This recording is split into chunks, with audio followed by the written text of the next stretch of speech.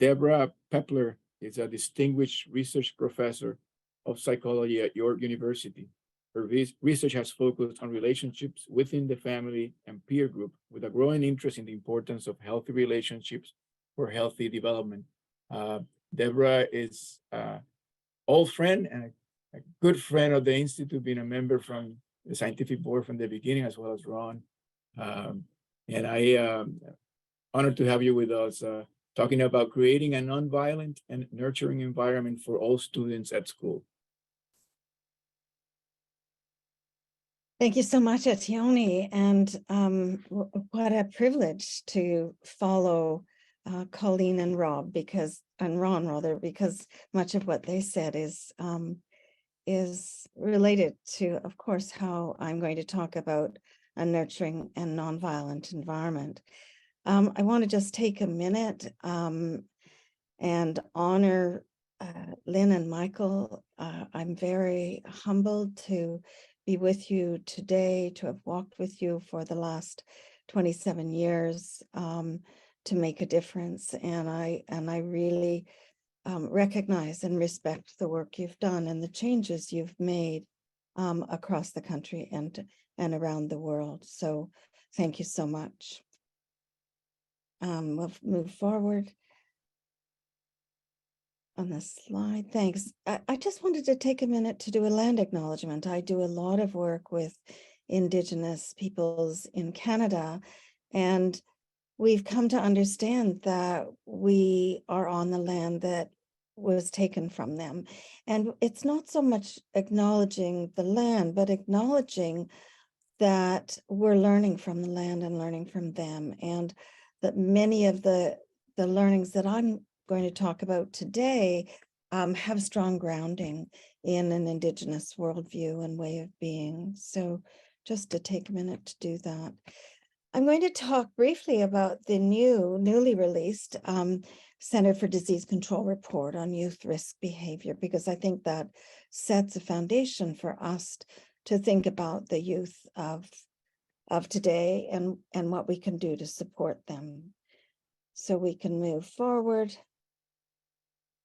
And there's a question that I have a few poll questions here over the past 10 years, 2011 to 2021. The percentage of high school students who've experienced violence has, and what do you think? Has it decreased, increased, or stayed the same? So 100% of people who voted thought that it increased, and you're right. If we can move to the next slide. If we look at this again, it's the red, yellow, and green. Two items: increased students didn't go to school because of safety concerns, and they experienced sexual violence by anyone. There were some cautionary where it had gone up a bit about being threatened or injured with a weapon, electronically bullied, and ever forced to have sex. And it's interesting because being bullied at school has gone down, and the kind of initiatives that we've heard both Ron and Colleen talk about may relate well to that. So we'll go to the next slide and look at question 2. So again, the survey was over the last 10 years.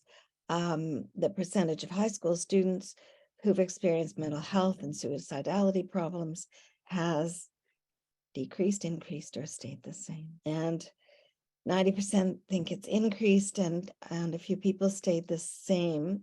And let's look at that then. Again, according to the CDC, it has increased, unfortunately, for the data that are available.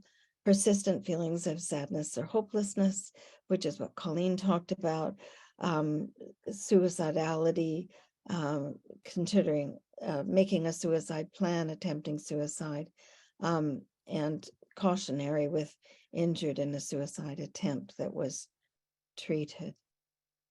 So we'll carry on. I'm from Canada, Toronto, Canada, and This was a clip in our newspaper a few weeks ago, just to say that our youth are similarly troubled. These are again issues for us as a country. And I tell you, we have a lot to learn from you in terms of many of the indicators that we've been talking about today. So we'll move forward. And I was really struck a couple of months ago, and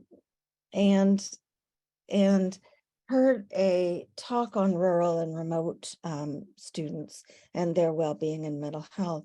And I heard Richard Weisbord from Harvard Graduate School of Education say that we are not going to be able to medicalize or therapize our way out of this mental health crisis that our youth are experiencing.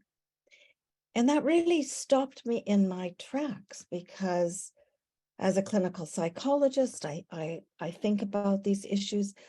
Similar to Colleen, I've worked at systems levels, but the tools that we have in our toolkit are no longer available or aren't adequate to be available.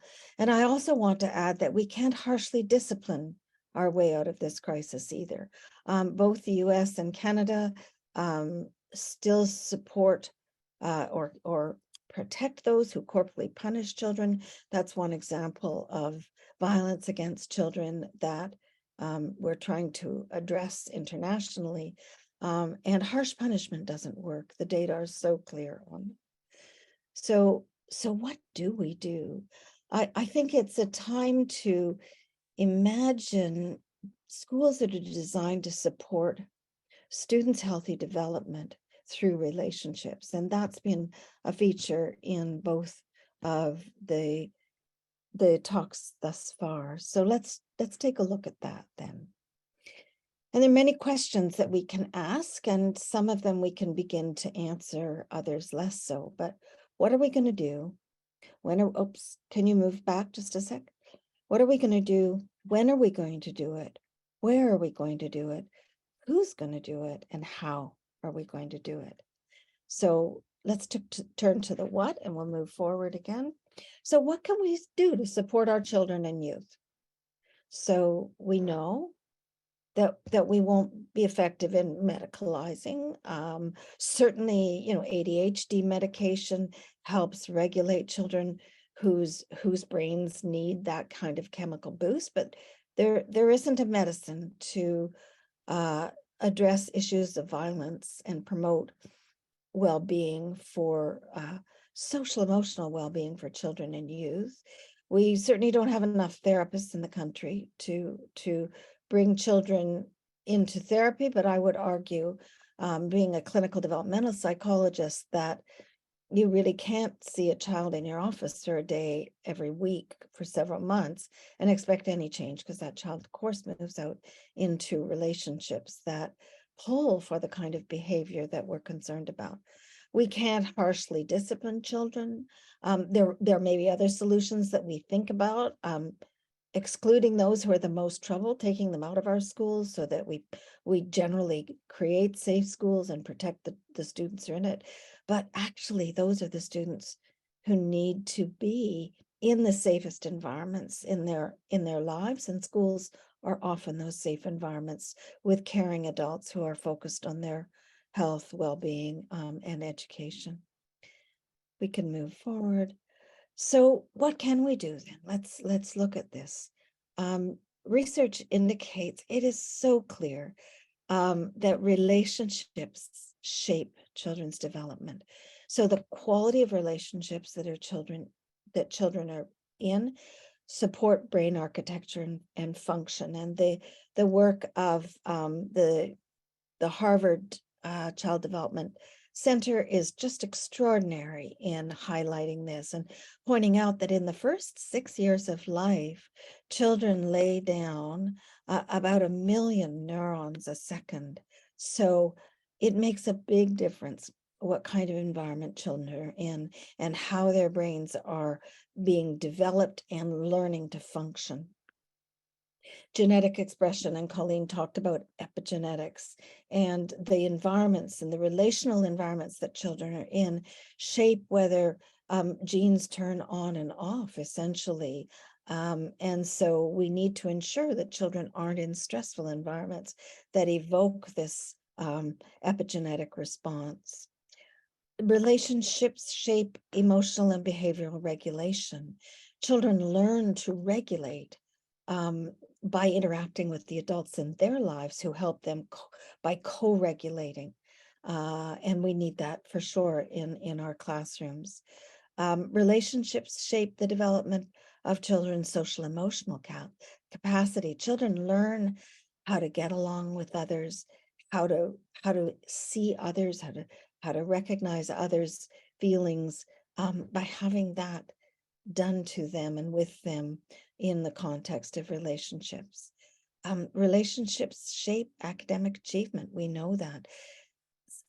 Learning in school is a social experience, and I think that more and more over the decades that we've been looking at this and working at it through the Melissa Institute, we've come to understand that the experiences in school are very much social experiences, and it's only when children feel safe in the context of the school environment that they can actually be open to learning.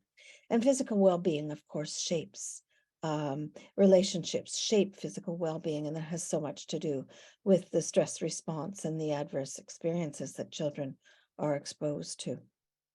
The next slide.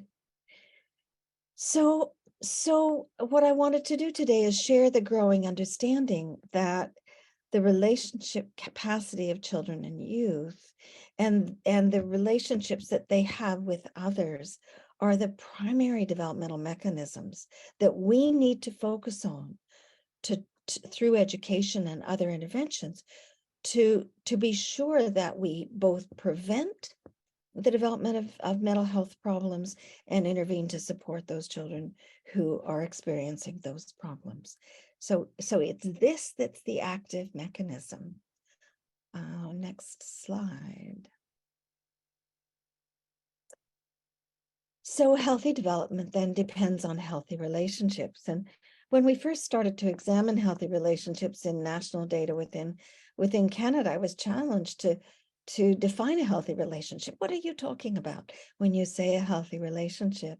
And so this has been refined over the years, and I think there may be more elements to it, but essentially healthy relationships are those that help children feel that they belong, that they're safe, and that they're valued, that they can trust others as well.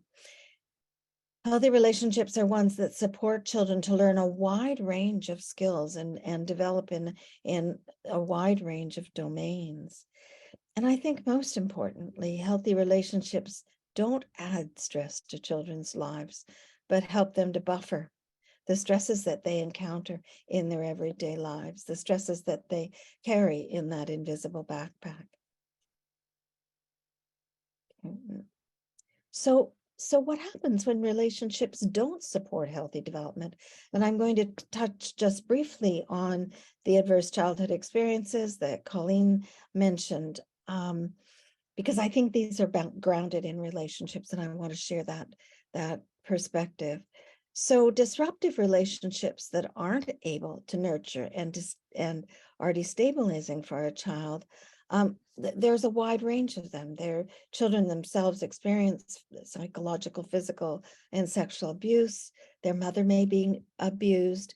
They may live with a problem drinker or a drug user. They may have a family member who's depressed, mentally ill, suicidal, and they may have a household member who's imprisoned. And it's interesting because for the last almost 30 years, I've worked in a program for substance using women, and the children of these women have experienced all of these forms of adversity. And the program sort of supports the mother and the child and the mother-child relationship to overcome the adversity. Next slide. So very briefly, these are taken from the CDC. There are 3 general types of adversity. I'm sure you know these. physical, emotional, and sexual abuse, physical and emotional neglect, and then these indicators of household dysfunction in terms of mental illness, incarceration, violence against the mother or a family member, substance use, and divorce or a disruption in the family. Next one is just the question that I've been asking myself and thinking about since I started to read about these ACEs, and it's really helpful to have them categorized in this way. But the question that I'd like you to think about is, in what way do these ACEs disrupt children's relationships in the family? Because those are the primary relationships that promote development.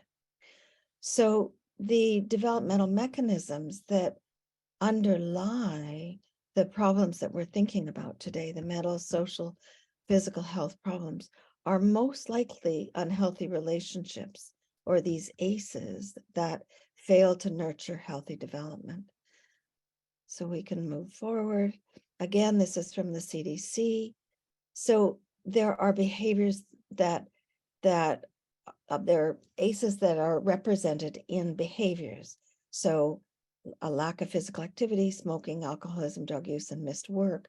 Well, those people who are engaging in those types of behavior may not be present, in an emotional, physical way with the children in the home. Those who have physical and mental health problems may again not be able to bring their full energy and their full resources to providing those healthy relationships, to making the child feel valued and accepted and safe and trusted, and to reduce the stress that the child's experiencing. In the similar way, adults who themselves are struggling with such chronic diseases may not be able to be present and provide that container of nurturance which children desperately need in terms of their healthy development. We'll carry on. So this is a really nice developmental perspective of ACEs, and it shows us that the children who come through the door of the school may have experienced these difficulties in relationships in their homes. And so they enter the door of the school with social, emotional, and cognitive differences, impairments, deficits.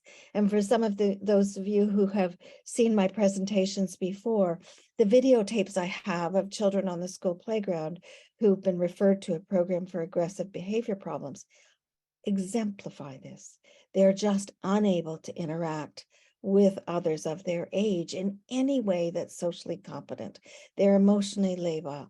They're struggling cognitively. So what happens when children are in systems that demand that they have these capacities in order to learn, and they don't do that? They then go on to adopt risk-taking behaviors. They do things that align with their physiology, their view of the world, their capacities and lack thereof.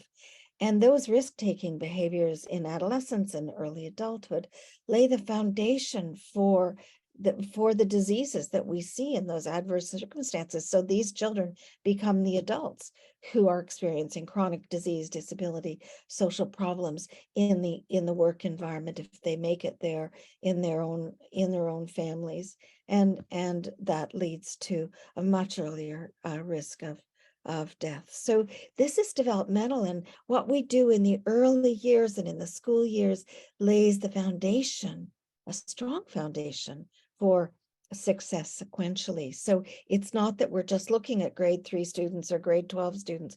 We have to think about what happens as these young people move through our systems.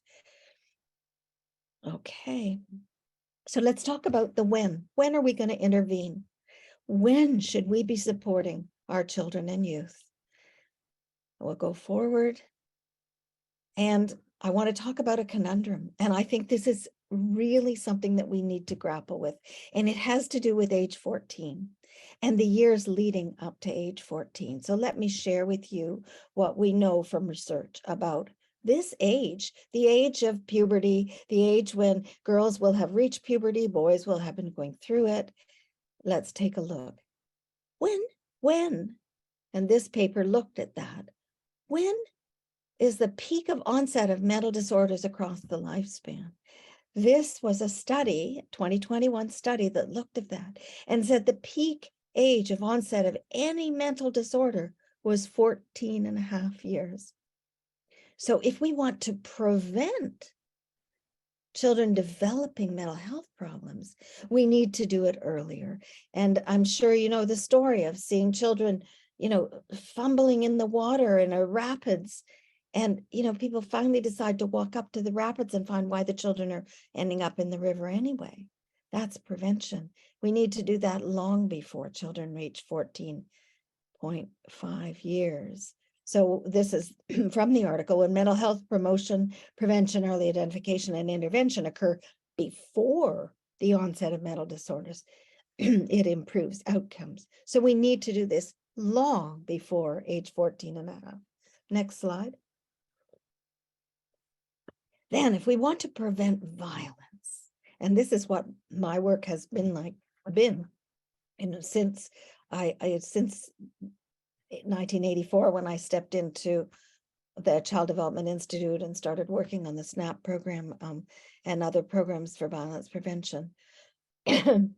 Rolf Lober, David Farrington, and David Petichuk summarized research on boys, because there's very little on girls.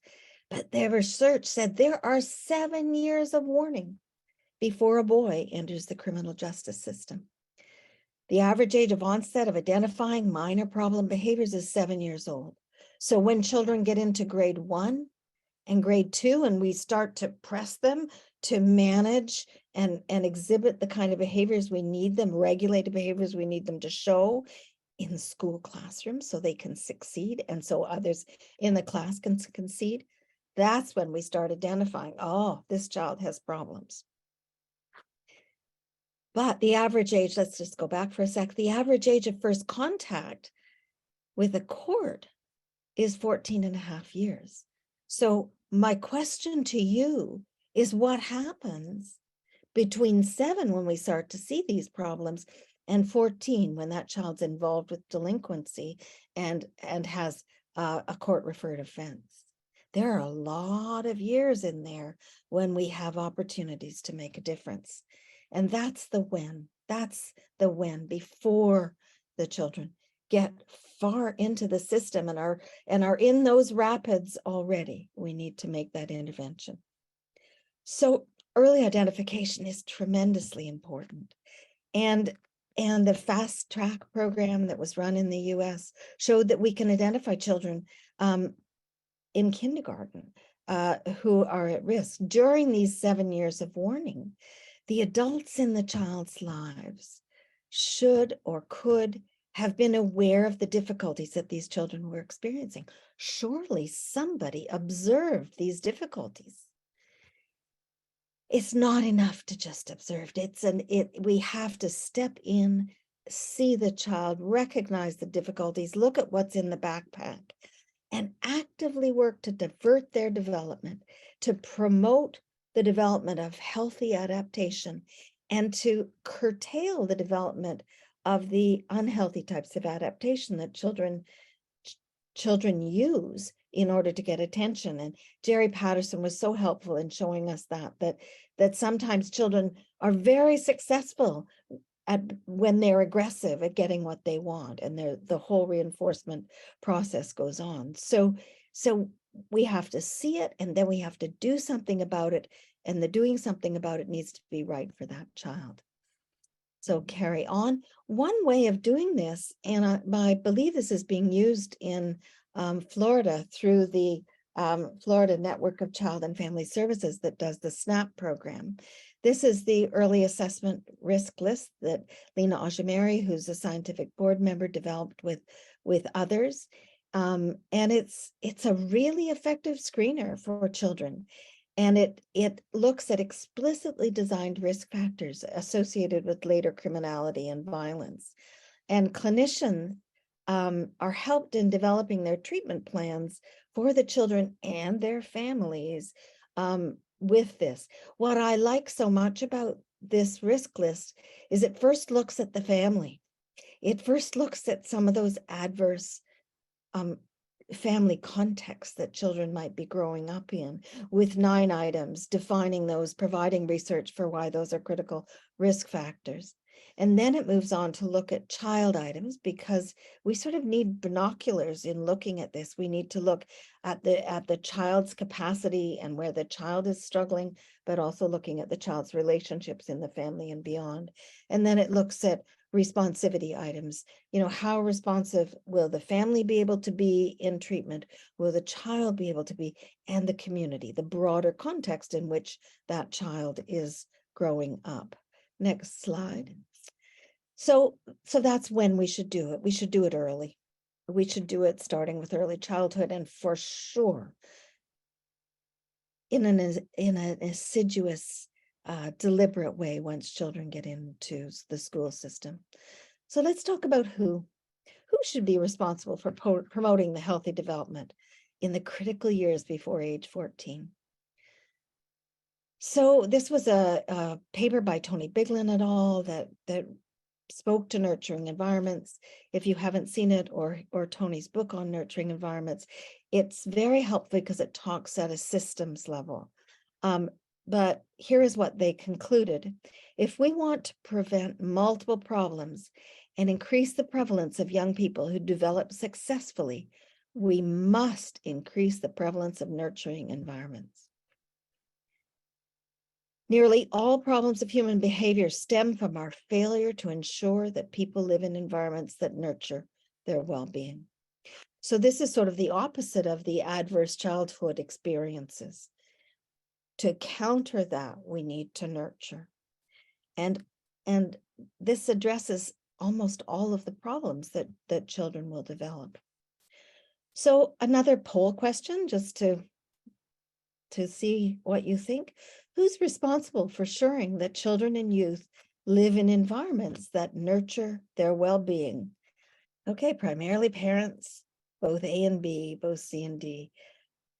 Yes, it's a complicated question. In fact, all of the above. They're really the answers that parents are responsible, teachers are responsible.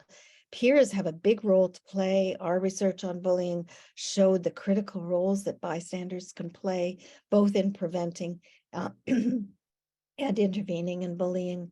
Youth-serving organizations form the community support. So the who is in a sense everyone who has a relationship with the child. So families are primary in the lives of children and youth, but schools are society's fundamental socializing system to promote healthy development into adulthood. And once education became public, schools have been the mechanism through which we as a society help children develop the knowledge that they need, the skills that they need, the capacities that they need to step out into the world and be productive citizens, but also to be able to engage socially in the work environment, but also in their families and close relationships. So I want to talk briefly about in loco parentis, because I was on, in 2008 on, I was on the Safe Schools Action Team for our Ministry of Education. And this phrase in loco parentis came up, and it's actually in our Education Act. And it's a Latin phrase that means in the place of parent or acting to care for a child when the parent isn't present. And I checked to be sure that this was a thing. It was also a feature of education expectations in the US, and it is. So it refers to the legal responsibility of a person or an organization to perform some of the important responsibilities of a parent. So the person or organization must act in the best interests of the child. And this is from the Cornell Law School. So it's something for us to think about, because this means that teachers and administrators in schools are operating in loco parentis. So they're expected then to protect the child from all forms of abuse or maltreatment in any way while the child is in their care. Not only do they need to protect the child, but they need to promote the child's healthy development and have social programs that provide necessary supports for the child and those that have the care of the child. And we heard just those things in Colleen's presentation and Ron's presentation earlier. This is what it means to be in loco parentis and have responsibility for the children in your care. So that's the who. Anybody who has responsibility for children and youth. So let's talk about the where then. Where should we be supporting our children and youth? And the answer, of course, is everywhere, in all of the places where they live, learn, work, and play. So here is another poll question. What broad structural changes do we need within the education system to promote, to ensure a nurturing environment for children and youth? And you can make as many choices as you want for this question. A, more safety officers in school, social emotional programming, more intensive supports for students who've not had the opportunity to develop optimally, less harsh discipline of those lagging developmentally, and more harsh discipline for those who've adapted to circumstances by becoming antisocial, ensuring strong positive relationships in schools between the students and the adults, among the students and between adults. And I would include mothers, fathers, and other caregivers in that. And increased capacity to engage and support families of children struggling academically, socially, emotionally, and behaviorally. So often we don't think of schools as critical places to support families, but the work we do at schools, if it doesn't bridge that gap between the home and the school, is going to be a challenge.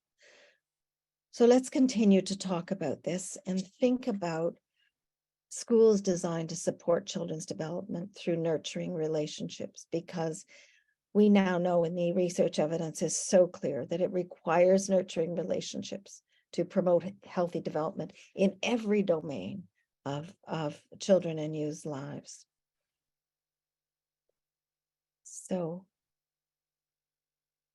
promoting healthy development in all of the domains of children's lives really depends on the quality of relationships, those at home, those at school with the adults and the other students, and in the community.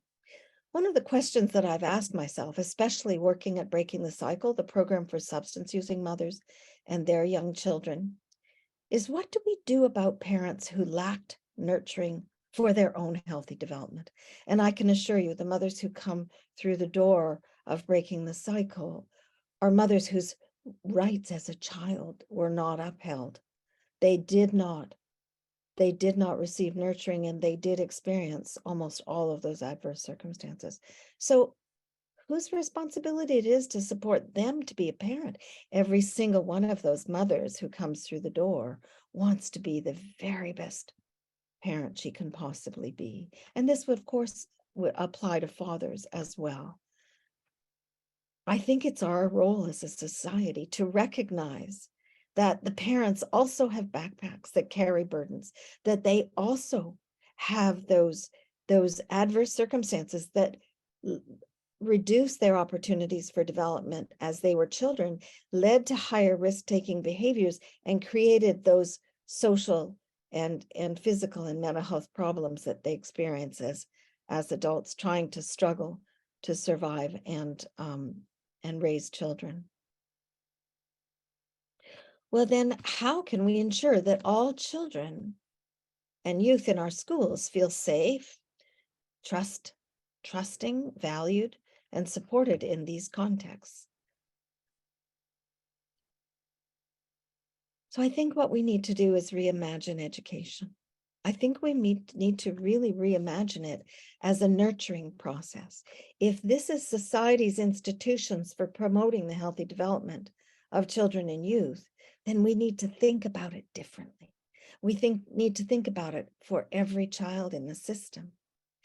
And I think then we need to use both a developmental and a relational lens as we think about this. So we need to have a very clear perspective of the child, and that requires that we look both at the nature of the child, how that child is put together biologically in terms of their genetics and their brain development, and how they're managing to adapt in the world, but also nurture, what's there to support them.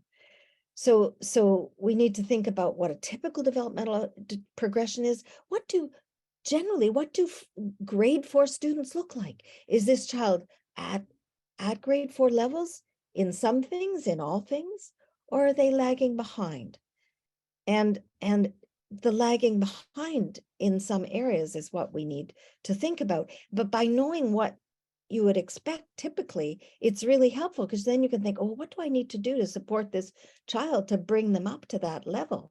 They're doing okay in some things, but not others. And it's the developmental lags are really difficult for children because they recognize that they're falling behind their peers, whether it's falling behind academically in reading, in math, whatever, or falling behind socially, that they don't have the social capacity to do the turn taking, to be involved in the game, to keep regulated so others will interact with them. But similarly, we need a relational perspective that says, how do we create safe and secure contexts for children? And how do these contexts promote trust? Because children will not open up if they don't feel trust. They won't engage. They'll be highly dysregulated if they don't feel trust. How about the capacity of those in their world to support their development? And how are the healthy relationships for them? So this developmental relational perspective really helps. When we think about the child, there are really two questions that we need to ask, and both are equally important. What has the child not yet developed? What have they not yet been supported to develop? Is that regulation? Is it some of the basic aspects of relational exchanges? What have they not developed? And what has the child developed that isn't adaptive in the long term? And I was referring to this when I talked about Jerry Patterson's work in the coercive cycle. And his observations were very clear that children can use aggression to get what they want because they wear down their peers, they wear down the adults, and they just give up and walk away. So it's understanding that children are constantly, we as human beings are constantly trying to adapt to our environment, but sometimes we choose adaptation. For example, the women who come to Breaking the Cycle have choose substance use as an adaptation because it dampens the stress and their memories of abuse and how their bodies are on constant alert. So we need to think about those two things, and also those relational things. So focusing on relationships has some key elements to it.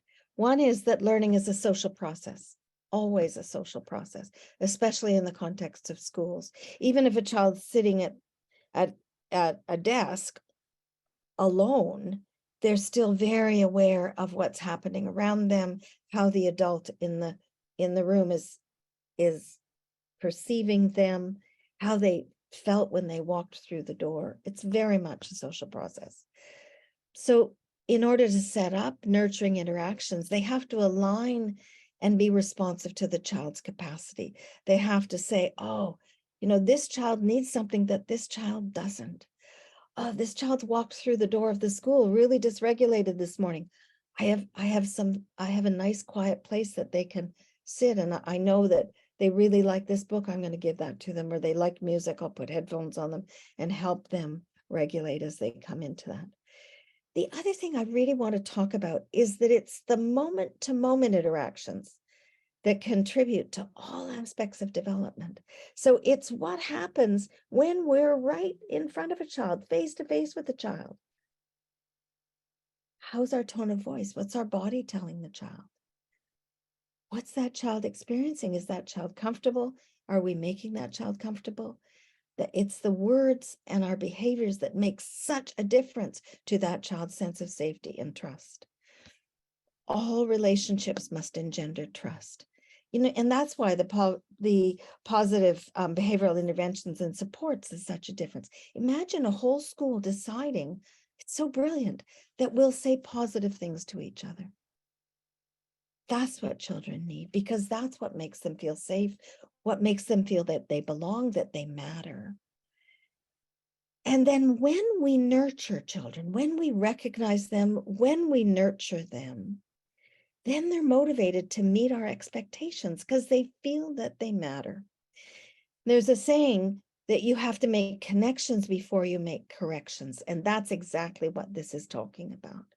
That until a child or a youth thinks that you care about them at some level, they're simply not going to be motivated to do the hard work we're asking them to do. Whether that's sit quietly in a chair, whether that's doing the math assignments, the homework assignments, or whatever, if they think we don't care, they're not going to put that amount of effort in. So they need to feel they matter. This is something from Virginia Satir that just points out this importance of this face-to-face, moment-to-moment interaction. Every word, facial expression, gesture, or action on the part of a parent or another responsible adult in loco parentis gives the child some message about self-worth. And she goes on to say, it's sad that so many parents or other adults don't realize what messages they're sending. And if you know, Virginia Satir is a leading family therapist. What works in supporting children's healthy development? This is a new monograph of the Society for Research in Child Development. And it shows that it was a really interesting study that I don't have time to go into, but they looked at children who'd been adopted and they gathered data on their biological parents as well as on their adoptive parents, as well as on the children themselves. And they concluded that positive reinforcement, this positive interactions with children, as Satir says, gives them a sense of who they are, is effective for all children. So we'll go on, and I just want to talk briefly, because I know I'm short on time, about a developmental versus a harsh discipline perspective, and what's going to help children be motivated, what's going to make them feel that they want to do the hard work required for healthy development, and what's going to help them give up the behaviors and the orientations that they've learned have worked for them. And that's a form, to go on, a form of discipline that teaches them, that's positive. Can we go to the next slide? That's developmental rather than harsh. So generally, discipline strategies punish or marginalize or exclude children. Certainly in our Education Act, there are lists of things that you need to give very harsh consequences for. A suspension, an exclusion from school. A developmental perspective provides consequences that teach and support students in learning the skills and capacities and understandings that they've not acquired. So that a developmental perspective requires that you see the child for what they've developed and what they haven't developed, and then come in and give them that kind of supports. And it also focuses on how children's relationships make a difference. And I thought one of the ways I think about this, and I think about a child in a disciplinary context, if you say something harsh to a child or punish them or exclude them or put them in a corner, you close that child down. Whereas if you meet the child where they're at and you start with a connection and then a correction, it in some sense opens the child to to learning, to developing, to caring. And I learned something from a Yupik elder from Alaska when I was at a conference there of Native Americans. And it really relates to this, because I asked him what the differences were in the way that they raised children and the way we raised children in a Western way. And this elder said to me, oh, there's such a difference. And then he thought for a minute more and he said, no, the biggest difference is that in our traditional ways, we honor children's mistakes because it gives us the very best way to teach children. And he went on to explain about teaching a child to strap dogs into a dog sled. And since then, I've done many more years of work with Indigenous communities and learned so much about this, but it made me think about whether we honor children's mistakes in disruptive behaviors. We do in math, we break down math and give them little pieces to move around so they'll understand problems. We do in reading by having sequential books and giving them support and phonemes. What do we do for children who have behavior problems? We put them into a corner. We can't do that anymore. We need to nurture them for healthy development. The United States is the only country in the world that has not signed on to the Convention of Rights of the Child. And I bring this up because when your country acknowledges and upholds children's rights, it really provides opportunities to call the government to task in ways that are already happening in the US in a much better way than is happening in Canada. But there are ways of looking at this report. So if we go to the next slide, there are rights of education and there are rights where children need to feel safe and supported and included and have access to the services they need, the connections to school, because that really relates strongly to children's mental health and well-being. Next slide. And the other right that I think is so important is the best interests of the child. And I'm not sure our schools are designed today for the best interests of the child. I think about the high school that my own 3 children went to, and there were 2,200 children, youth in the high school. And when the bell rang to change classes, there were 2,200 youth in the halls without enough space to go through, without any quiet. If you weren't dysregulated when you came out of the classroom, you certainly would be when you went into the next one. So these are very important rights that children deserve and we need to think about. So I challenge you, and I'm glad to walk with you in imagining schools designed to support students' development through relationships. Education is a relational process. Fostering healthy peer relationships is really important because of the importance of peers' roles in children's lives. Those children at the margins, those families at the margins are the ones who need the most support, and the links between family, home, and community need to do that. And I think we need to understand and respond to antisocial behavior from a developmental and relational perspective rather than a harsh discipline perspective. So this was from the Search Institute. You may know the Search Institute. It has the 40 assets for youth, but they've changed. And this is Peter Benson, and he said, after decades of forming hypotheses, conducting surveys, crafting and rewriting definitions, analyzing data, writing journal articles, our researchers and practitioners have arrived at a simple solution. Nothing has more impact in the life of a child than positive relationships. Thank you so much for the opportunity to talk to you about my passion, creating healthy relationships for children and youth healthy development. And I look forward to discussions.